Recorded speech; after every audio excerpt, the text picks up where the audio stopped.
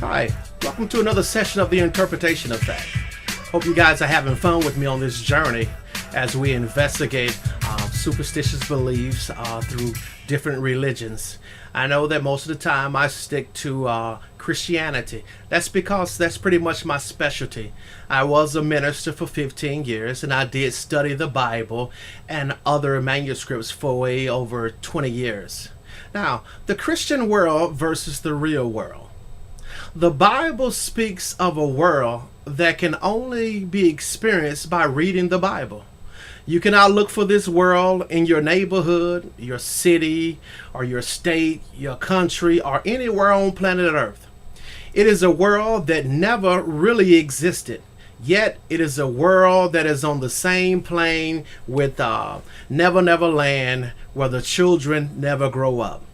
The exact location of Neverland is an ambiguous and vague, just like many things in the Bible are. When asked how to get to Neverland, Peter tells Wendy in the story the way to Neverland is the second star to the right and straight on till morning.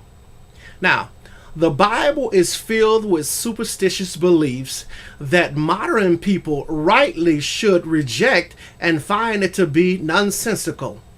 Because the Bible describes a world where a snake and a donkey communicated with human beings in a human language, where people could reach upward to 900 years of age, where a woman instantaneously transformed into a pillar of salt, and where a pillar of fire could lead people by night, and in this magical world the sun could start moving across the sky and could even back up in the sky. In this imaginary world of the Bible, an iron axe head could float on water. A star could point down to a specific home, a place where people could instantly speak in multiple unlearned foreign languages, a wonderful and magical place where one could heal people with their shadows and also with their handkerchiefs. They could heal people who were sick from many known diseases to man. It is a world where a flood can cover the whole earth and a man can walk on water and even calm the stormy sea. And in this place, this magical world, this man could even change water into wine. And in this magical world, a man was even swallowed by a great fish and lived to tell about it. This world is populated by demons that can wreak havoc on earth and make people very sick.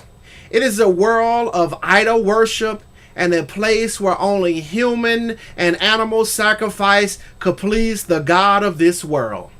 A place filled with visions, inspired dreams, prophetic utterings, miracle workers, magicians, diviners, and sorcerers.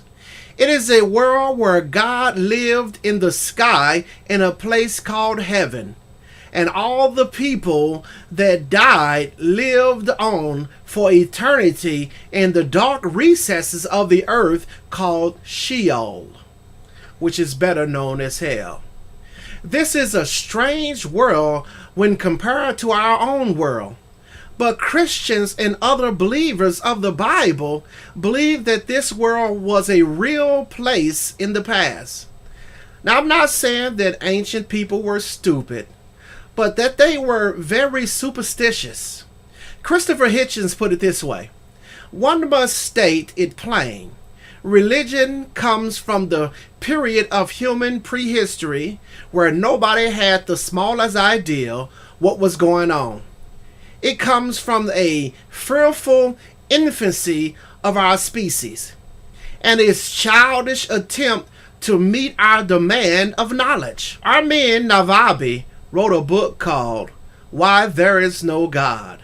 And in his book, he explained that a belief in a God is a simple way of saying, I don't know, or I don't understand. Yet the existence of deities raises more questions than it solves. The earliest function of a god was to explain natural phenomena that primitive man could not otherwise understand. Things such as lightning storms and volcanoes, for example, are natural forces that were once attributed to deities. Now that scientific progression has made it clear how and why many of these things occur, a God is no longer required to explain them. Now, in the Bible, the world was created in 6 days with earth at the center of the universe, and a world where Neanderthals, Homo sapiens, Homo erectus, and Homo habilis have no place in history, where dead people rose out of their graves, walked about the city, and conversed with the living. A place where demons could enter pigs and cause them to run off a cliff and drown themselves. A world where 2 bears could maul and kill 42 little children for making fun of the prophet of God. A place where a woman can conceive and deliver a child while remaining a virgin, where the act of sending dead people to a place of eternity or eternal torture can be seen as a just punishment for living an ordinary human life. A place where angels interact with local citizens and make important proclamations, where slavery is held up as an honorable enterprise, where women are a form of property, and where rebellious children, adulterers, and homosexuals are considered so evil that they deserve to be stoned to death. And a world where God feels that he must kill his own son because he cannot find no other way to forgive people for their sins. Yes, this seems like a very strange world to any sane person alive today. It should take only a few moments of reflection to understand, to grasp, to figure this whole thing out. That the God of Christianity is to adult believers as Santa Claus is to children and imaginary friends. As I close, allow me to paraphrase a quote from Richard Carrier's book, Why I'm Not a Christian. He says, if Christianity were true, then the gospel would have been preached to each and every one of us directly and correctly and by God himself. Just as it supposedly was with the disciples of the Bible who claimed to have walked and talked and dined with Jesus himself. Or to the Apostle Paul who claimed to have had actual conversations with Jesus and to have heard the gospel directly from the Holy Ghost himself. Thus, if Christianity were really true, there would be no dispute as to what the gospel is. There will only be our free and informed choice to accept or reject Christianity. At the same time, all of our sincere questions would be answered by God himself in a kind and clear answer. And when we compare notes, we will find that the voice of God gave consistent answers and messages to everyone all over the world. So, if Christianity and the Bible was true, there would be no point in choosing whether God or Jesus exists. It would be just as pointless as choosing whether gravity exists or the people from your past exist to whom you have loved or hated or helped or hurt. If Christianity were true, we would not face any choice to believe on insufficient and ambiguous evidence, but would know the facts and face only the choice whether to love and accept this God and his Son.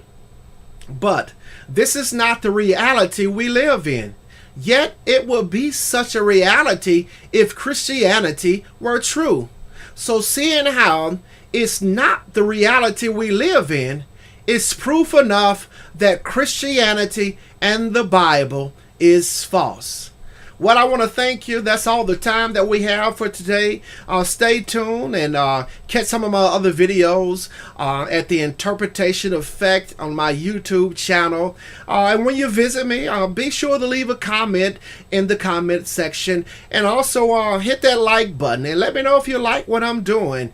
And just remember, tell your friends about what's going on, because I believe we all have something to learn. Peace out.